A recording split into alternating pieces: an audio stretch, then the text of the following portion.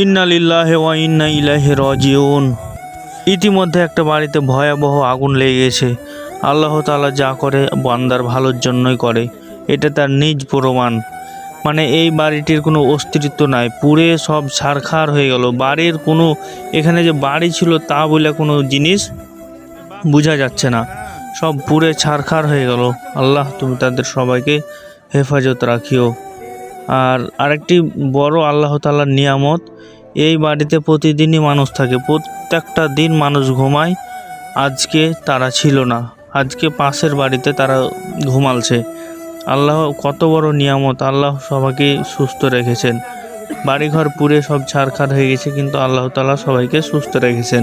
এই বাড়িটি একটি গরিব মানুষের বাড়ি, তারা খাটে খায়, তাছাড়া তাদের কোনো কর্ম নেই।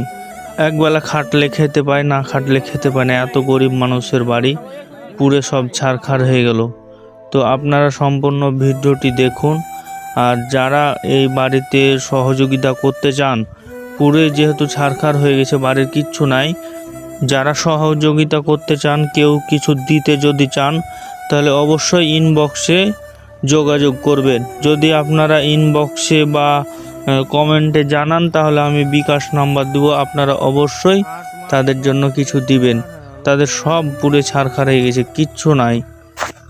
স্থান মোল্লাপাড়া, গোদাগাড়ি, রাজশাহী।